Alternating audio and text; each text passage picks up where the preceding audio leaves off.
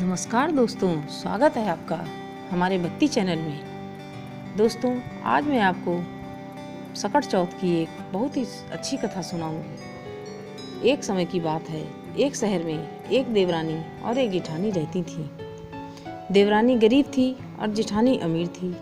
देवरानी जेठानी के घर का सारा काम करती थी और बदले में जेठानी देवरानी को बचा हुआ खाना और पुराने कपड़े दे देती थी, जिससे देवरानी के घर का गुजारा होता था।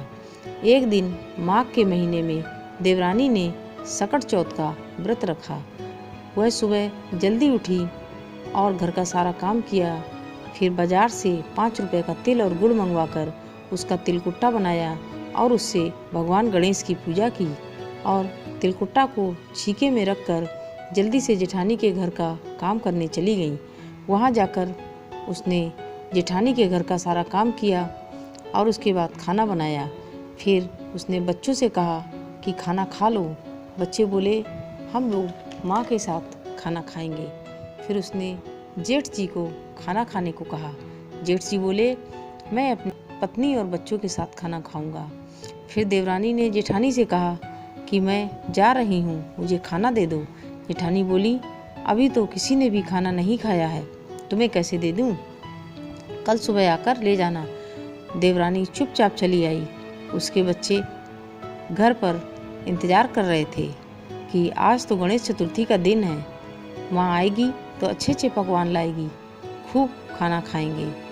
बच्चों ने जब देखा कि माँ तो कुछ नहीं लाई, तब वे रोने लगे और उसके पति ने भी उसे खूब खरी खोटी सुनाई। उसके बच्चे भूखे सो गए। इस पर देवरानी को बहुत दुख हुआ और वह भी पानी पीकर भगवान गणेश का नाम लेकर सो गई। आधी रात को उसके दरवाजे पर किसी ने दस्तक दी। उसने जाकर द्वार खोला तो देखा कि एक मुसाफिर खड़ा था।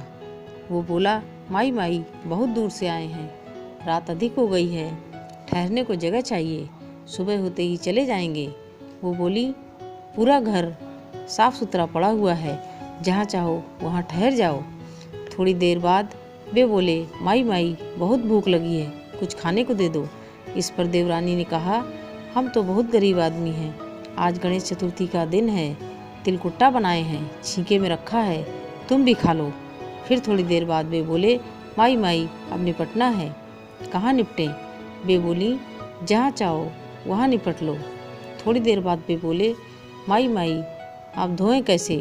तो देवरानी ने कहा कि इतनी रात को पानी कहाँ से लाएं, हमारे माथे से पूछ लो। इस पर उन्होंने ऐसा ही किया। सवेरे वे बोले, माई माई, अब हम जा रहे हैं, और ऐसा कहकर वे चले गए। देवरानी ने सोचा, चलो उठकर घर की सफाई कर लेते हैं। उन्होंने उठकर जैसे ही अपना मुंह धोया तो देखा कि उनके माथे में सोने की खौ लगी थी और उनका घर हीरे मोती से जगमगा रहा था। जहाँ तहाँ पूरे घर में सोने चांदी का ढेर लगा हुआ था। फिर वे बटोरती गईं, हंसती गईं और जब वे जेठानी के घर काम करने नहीं गईं तो जेठानी ने सोचा, आज देवरानी नहीं आई है, क्या बात है? पड़ोस में जाकर पूछा तो पता चला कि उसके घर सकट भगवान आए थे और उसके घर को हीरे मोतियों से भर गए हैं। वो जल्दी से देवरानी के घर गई और पूछा, ये सब कैसे हुआ? तो देवरानी ने सब कुछ बता दिया। जेठानी जल्दी से अपने घर गई और उसने पूरा 1 साल तक सकट चौथ का इंतज़ार किया। फिर जब सकट चौथ का दिन आया तो उसने भी सब कुछ बिल्कुल वैसे ही किया। रात को उसके घर भी सकट भगवान आए और बोले, माई माई, मुसाफिर हैं, ठहरने को जगह चाहिए। वो बोली, ठीक है, पूरा घर पड़ा हुआ है, जहाँ चाहो वहाँ ठहर जाओ। फिर वे बोले, माई माई, बहुत भूख लगी है, कुछ खाने को दे दो। इस पर वे बोली कि हम तो बहुत गरीब आदमी हैं, तिलकुट्टा बनाए हैं, छीके में रखा है, तुम भी खा लो। फिर वे बोले, माई माई, अब निपटना है। तो वे बोली, पूरा घर पड़ा हुआ है, जहाँ चाहो वहाँ निपट लो। उसके बाद वे बोले, माई माई, अब धोएं कैसे? तो वे बोली कि इतनी रात को पानी कहाँ से लाएं, हमारे माथे से पूछ लो। इस पर उन्होंने ऐसा ही किया। फिर जब सवेरे वे चले गए तो जेठानी ने सोचा कि चलो अब हम भी सोना चांदी बटोर लेते हैं। उठकर देखा तो उनके माथे में गंदगी लगी हुई थी। पूरा घर गंदा पड़ा हुआ था, चारों तरफ गंदगी का ढेर लगा हुआ था। वे रोती गईं, बटोरती गईं, रोती गईं, बटोरती गईं, सफाई करती गईं। फिर उन्होंने जाकर सब कुछ अपने पति से बताया। उनके पति बोले कि तेरे पास तो सब कुछ था, फिर भी तूने लालच में आकर ये सब कुछ किया। अब ये सब तेरे कर्मों का फल है, अब तू भुगत। इस पर उसके बाद वे भगवान गणेश के पास गईं और जाकर बोली, भगवान ये क्या किया? देवरानी के घर को सोने चांदी से भर दिया और मेरे घर को मेरे घर में नरक ही नरक कर दिया। और भगवान गणेश के सामने जाकर वे खूब रोने लगी।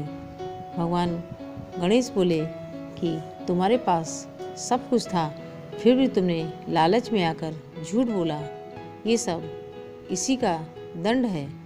तो जेठानी ने भगवान के सामने हाथ जोड़कर माफ़ी मांगी, क्षमा मांगी और कहा, भगवान इस बार क्षमा कर दीजिए, अब दोबारा ऐसा कभी नहीं करूँगी।